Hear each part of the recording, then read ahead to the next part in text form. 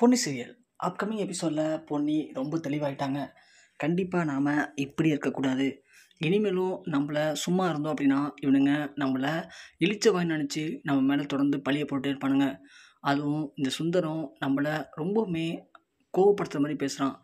அதோட தொடர்ந்து நாம் இந்த வீட்டில் இருந்தோம் அப்படின்னா அடுத்தடுத்து உன் மேலே இன்னும் நான் நிறைய பழியை சுமத்துவேன் அப்படிங்கிற மாதிரி பேசுகிறான். முதல்ல இந்த சுந்தரத்தை பற்றியும் பிரீத்தியை பற்றியும் நம்ம நிறைய தெரிஞ்சுக்கணும். தெரிஞ்சுக்கிட்டால் மட்டும்தான் இவங்க முகத்திரையை நம்ம கிழிக்க முடியும்னு சொல்லி பொன்னி முடிவு பண்ணுறாங்க. அதற்காக பொன்னி முதல்ல அங்கே ஒரு கொட்டாயம் போட்டு முடிச்சிட்டாங்க. இப்போது பொன்னி வீட்டை விட்டு வெளில போகிறாங்க. வெளியில் போகும்போது அந்த மளிகை கடையில் போயிட்டு வேலை செய்யலான்னு சொல்லி மளிகை கடைக்கு வேலைக்கும் போகிறாங்க. அப்படி போகிற நேரத்தில் அவங்களுக்கு அங்கே 2 பேர் சினிமா ஆர்டிஸ்ட் பேசிட்டு போகிறாங்க. அதாவது ஒரு நாடக சபா இருக்குது, அந்த சபாவில் போனால் கண்டிப்பாக எப்போதுமே நாடகம் நடிக்கிறதுக்கோ இல்லை வேறு ஏதாவது கதாபாத்திரத்துக்கோ ஆள் கிடைப்பாங்க அப்படின்னு சொல்லி பேசிட்டு போகிறத கேட்குறாங்க பொன்னி. கேட்ட உடனே பொன்னிக்கு ஒரு ஐடியா வருது. நாம் ஏன் அந்த நாடக சபாவில் போய் கேட்டு பார்க்கக்கூடாது? ஏன்னா அன்னைக்கு அந்த கல்யாணத்துக்கு வந்தவங்க கூட ஒரு நாடக கலைஞராக இருக்க தான் வாய்ப்பு இருக்கு இல்லையா அப்படின்னு சொல்லிட்டு பொன்னி முடிவு பண்ணுறாங்க.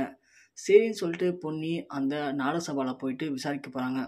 போனதும் அங்கே இருக்கவங்க கேட்குறாங்க, நீங்கள் எதுக்கு வந்திருக்கீங்க, என்ன வேணும்னு கேட்கும்போது எனக்கு 2 நாடக கலைஞருடைய டீட்டெயில்ஸ் வேணும் அப்படின்னு சொல்கிறாங்க.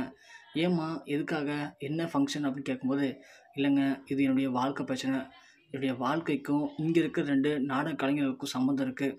அவங்க பண்ண சின்ன குழப்பம்தான் இன்றைக்கி என் வாழ்க்கையை ஊசடிட்டு இருக்கு. அதனால் தயவு செஞ்சு நான் கேட்குற டீட்டெயில்ஸ் மட்டும் சொல்லிடுங்கன்னு சொல்கிறாங்க. உடனே அதுக்கு அங்கே இருக்கிறவங்க, முதல்ல யாரை பற்றி விசாரிக்க வந்திருக்கீங்க, என்ன விசாரிக்க வந்திருக்கீங்க, உங்களுக்கு என்ன தெரியணும் அதெல்லாம் முதல்ல சொல்லுங்கம்மா, அப்புறமா மீதியை பார்க்கலான்னு சொல்கிறாங்க. அவங்க பேர் என்ன அப்படி கேட்கும்போது, என்கிட்ட பேர்லாம் இல்லைங்க, ஆனால் அவங்களுடைய ஃபோட்டோ மட்டும்தான் இருக்குது அப்படின்னு சொல்லவும், என்னம்மா பேரும் இல்லைங்கிற, ஃபோட்டோ காட்டு முதல்ல, அட்லீஸ்ட் ஃபோட்டோ பார்த்தா தான் தெரிஞ்சான்னு பார்ப்போன்னு சொல்கிறாங்க. பொன்னி ஏற்கனவே 2 ஃபோட்டோ வச்சுருக்காங்க. ஆனால் அது அவங்க ஃபோனில் அந்தளவுக்கு க்ளியராக தெரியல. அதை பார்த்துட்டு இந்த ஃபோட்டோ க்ளியராகவே இல்லைம்மா, நீங்கள் ஒன்று அவங்க பேர் இல்லை அட்ரஸ்ஸு ஊர் ஏதாவது தெரியுமா, எதுவுமே தெரிலங்கிறீங்க, அவங்க ஃபோன் நம்பர் தெரியல, இப்படி எதுவுமே தெரியல, ஃபோட்டோவும் க்ளியராக இல்லை, அப்புறம் எப்படிம்மா அவங்கள கண்டுபிடிக்க முடியும்? எங்ககிட்ட மொத்தம் கிட்டத்தட்ட ஒரு 1500 கலைஞருக்கு மேலே இருக்காங்க. அதில் பாதி பேர் இப்போது கரண்ட்டில் அங்கங்கே நடிச்சிட்ருக்காங்க. அதனால் நீங்கள் சொல்கிற மாதிரி ஆட்களை கண்டுபிடிக்கிறது ரொம்ப கஷ்டமா. ஏன்னா இங்கே தினம் தினம் நாடகம் நடிக்கிறதுக்கு ஆளுங்க வெளியில் போயிட்டு வந்துட்டு தான் இருக்காங்க. அதனால் நீங்கள் ஒன்று அவங்க பேர் இல்லை ஃபோன் நம்பர் இல்லைனா தெளிவான ஃபோட்டோ எடுத்துகிட்டு வாங்க. எடுத்துகிட்டு வந்தீங்கன்னா நான் வேணால் உங்களுக்காக ட்ரை பண்ணி யார் என்ன அப்படிங்கிறத கண்டுபிடிச்சி சொல்கிறேன். அது மட்டும்தாம்மா என்னால் பண்ண முடிஞ்ச ஹெல்ப் உங்களுக்கு அப்படின்னு சொல்லவும், பொன்னி ரொம்ப பரிதாபமாக அடைச்ச நமக்கு கிடைச்ச ஒரு வாய்ப்பு மிஸ் ஆகிடுச்சின்னு சொல்லி யோசிக்கிறாங்க. யோசிச்சுக்கிட்டு அப்படியே வீட்டுக்கு போகிறாங்க. வீட்டுக்கு போகும்போது சந்திரசேகர் குறுக்க வராரு. என்னம்மா பொன்னி எங்கே போயிட்டு வரேன்னு கேட்குறாரு. ஆனால் பொன்னி எதையுமே பற்றி காதில் வாங்காமல் அவங்க பற்றி அதை பற்றி யோசிச்சிட்டே போகிறாங்க. உடனே சந்திரசேகர், பொன்னி பொன்னி இங்கே பாருமா, என்னாச்சு, ஏன் ஒரு மாதிரி அப்படி போகிற பேய் அடிச்ச மாதிரி அப்படின்னு கேட்க, இல்லைம்மாம்மா அப்படின்னு சொல்லிட்டு அப்படியே யோசிக்கிறாங்க. சந்திரசேகர் உடனே, இங்கே பாருமா வீட்டில் யாரும் இல்லை, என்ன ஆச்சு அப்படின்னு கேட்குறாங்க. அது மாமா அப்படின்னு சொல்லவும், ஒரு நிமிஷம் பொன்னி நீ இங்கேயே உட்காரமா நான் வரேன் அப்படின்னு சொல்லிட்டு சந்திரசேகர் நேராக உள்ள கிச்சனுக்கு போயிட்டு 2 டீ போட்டு எடுத்து வராரு. எடுத்து வந்த உடனே பொன்னி, ஐயோ மாமா எனக்கெல்லாம் வேணாம் வேணாம் அப்படின்னு சொல்லவும், இங்கே பாருமா வீட்டில் யாரும் இல்லை, நீ நான் தான் இருக்கோம், இது மாமா உனக்கு தர கிஃப்டாக நினச்சிக்கோ, நீ மட்டும் இப்போ குடிக்கல அப்படின்னா நான் இனிமேல் உன்கிட்ட பேசவே மாட்டேன் அப்படிங்கிற மாதிரி சந்திரசேகர் ரொம்ப செல்லமாக கோச்சிக்கிறாரு. சரின்னு சொல்லிட்டு பொன்னி டீயை வாங்கிக்கிறாங்க. சொல்லு பொன்னி என்னாச்சு, எங்கே போயிட்டு வர, ஏன் இவ்வளோ டல்லாக இருக்க அப்படி கேட்க, பொன்னி உடனே நடந்த எல்லாத்தையும் சொல்கிறாங்க. இல்லை மாமா அந்த நாடக சபாவுக்கு போனேன், அங்கே அவங்களுடைய ஃபோட்டோ கேட்டாங்க, நான் 2 ஃபோட்டோ வச்சுருந்தேன், ஆனால் அந்த ஃபோட்டோ க்ளியராக இல்லை, அவங்க பேரும் தெரியல, அதான் மாமா என்ன பண்ண தெரியாமல் யோசிச்சுட்டே வந்துட்டுருக்கேன் அப்படின்னு சொல்ல, அட நீ ஒரு ஆளுமா, மாமா இருக்கான்ல மாமாட்ட சொல்லலாம்ல, ஏன் சொல்ல மாட்டேங்கிற அப்படின்னு சொல்ல, இல்லை மாமா எனக்கே ஏற்கனவே நிறைய கஷ்டம், உங்களுக்கு வர பிரச்சனை, ஏன் உங்களை போட்டு டிஸ்டர்ப் பண்ணிட்டு தான் மாமா அப்படின்னு சொல்ல, இதில் என்னம்மா டிஸ்டர்ப் இருக்குது, இப்போது அந்த 2 பேருடைய ஃபோட்டோ மட்டும் இருந்தால் உனக்கு போதுமா அப்படின்னு கேட்க, போதுமாம்மா உங்ககிட்ட இருக்கா அப்படி கேட்குறாங்க. என்கிட்ட இல்லைம்மா, நம்ம கல்யாண கேசட்லாம் சுந்தரம் அவன் லேப்டாப் வச்சுருக்கிறதா சொன்னாங்க. அவன் லேப்டாப் ஓப்பன் பண்ணி அந்த கல்யாண வீடியோவை ஃபுல்லாக பார்த்தோம் அப்படின்னா கண்டிப்பாக அதில் அந்த 2 பேருடைய ஃபோட்டோ இருக்கும்.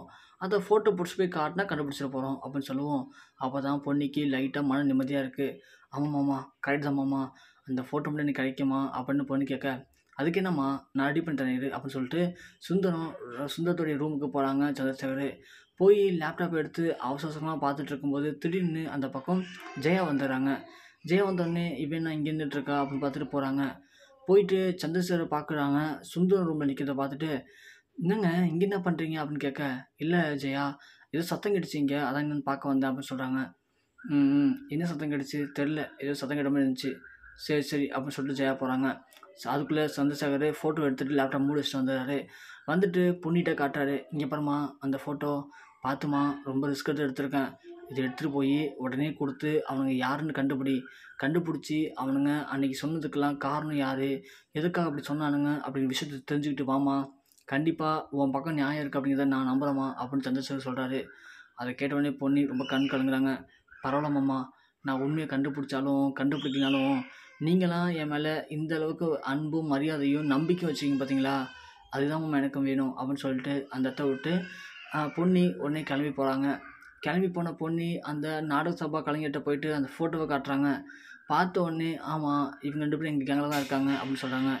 நான் அவங்கள கொஞ்சம் பார்க்கணும் சார் அப்படின்னு சொல்லி கெஞ்சுறாங்க. இல்லைம்மா, நாங்கள் அவங்கள்ட்ட சொல்லிவிட்டு அப்புறமா உங்கள்கிட்ட இன்ஃபார்ம் பண்ணுறோம், நீங்கள் வந்து பார்க்கலான்னு சொல்கிறாங்க. இல்லை சார், என்னை பற்றி சொன்னீங்கன்னா அவங்க கண்டிப்பாக இங்கே இருக்க மாட்டாங்க, இந்த இடத்த விட்டு தப்பிச்சு போயிடுவாங்க. அவங்களால இன்றைக்கி என் வாழ்க்கையை ஊசாட்டிகிட்ருக்கு. நான் மிகப்பெரிய ஒரு குற்றப்படியில் மாட்டி தவிச்சிட்ருக்கேன். தயவு செஞ்சு என்னை அவங்கள்ட்ட பார்க்க விடுங்க.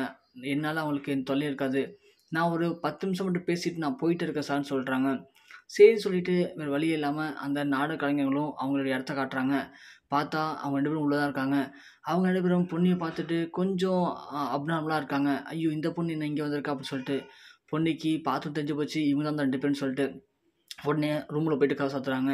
சாத்திட்டு, நான் உங்களுக்கு என்ன பாவம் பண்ணேன், எதுக்காக என் வாழ்க்கை விளையாடுறீங்க, நீங்கள் சொன்ன அந்த பொய்னால் இன்றைக்கி என்னுடைய வாழ்க்கையை கூசாடிட்டுருக்கு அப்படின்னு சொல்ல, யாரும்மா நீ, நான் எங்கன்னா போய் சொன்னேன் உங்கள்கிட்ட அப்படின்னு எதுவுமே தெரியாமல் நடிக்கிறாங்க. பொன்னி முதல்ல அன்பாக சொல்லி பார்த்தாங்க, ஆனால் கேட்கல. உடனே பொன்னி பலான்னு வர விட்றாங்க அவருக்கு. என்ன வயசில் மூத்தவங்களாச்சு, போனால் போதுன்னு சொல்லி பொறுமையாக எடுத்து சொன்னால், என்னை பார்த்தா எப்படி தெரியுது உங்களுக்கு, கிராமத்தில் வந்த பொண்ணு நான், புரியுதா, இப்பயே அருவா எடுத்தேன்னா கண்டதுன்னு வட்டி போட்டுருவாங்க 2 பேரையும், உண்மையை சொல்லுங்க மோளா அப்படின்னு சொல்லுவோம்.